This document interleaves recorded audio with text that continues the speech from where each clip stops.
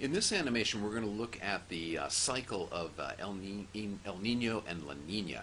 That is a pattern that occurs regularly in the Pacific Ocean and has a huge effect on climate and rainfall and other kinds of activity all around much of the world, especially around the Pacific Ocean. Now, in order to understand the development of these two conditions, El Nino and La Nina, let's take a look at what the normal situation is in the Pacific Ocean. Normally what happens is that you can see those reddish arrows there. You get these very strong southeast trade winds blowing from east to west across the Pacific. By the way, this is North America over here, South America. This red line represents the equator. This is Australia and New Guinea, and Asia would be out of view on this side.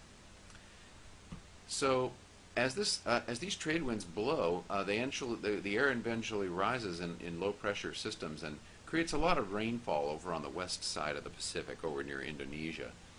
And as that water, and what happens is a circulation cell called the Walker cell is set up here that it basically runs like that.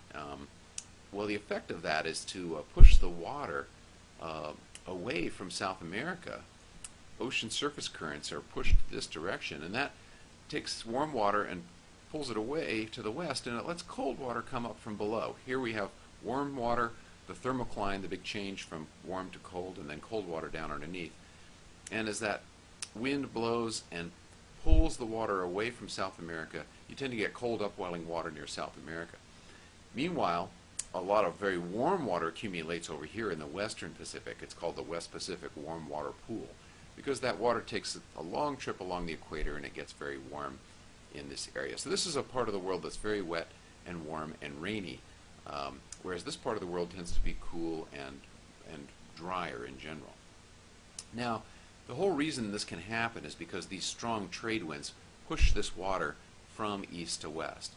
But if those trade winds break down, what can happen is all this warm water on this side of the Pacific Ocean can kind of slosh back across and pile up on this side. And that's really what happens during an El Nino.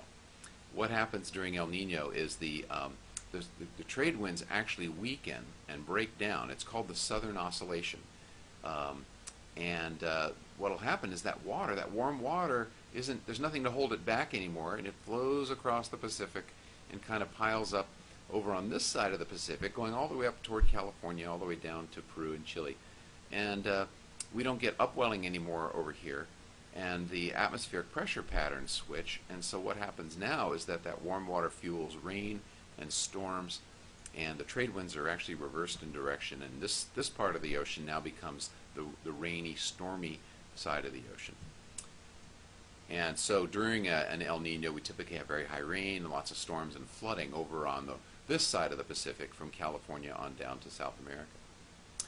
Now, what usually happens within a year or so after the El Nino is that it's like the pendulum swings back the other way, and we get a La Nina. La Nina really can be considered to be a sort of an intensification of the normal conditions. Remember, this is the normal situation where the trade winds are blowing all the water west and it's piling up over here.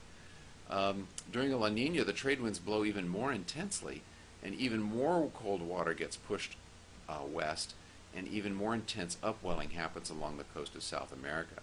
So it really is just an intensification of the normal situation.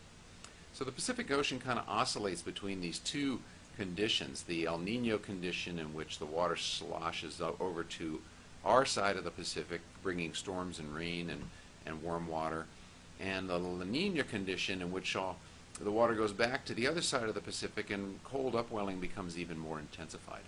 These cycles go back and forth, not particularly regularly, but anywhere from every 2 to 8 years is pretty typical.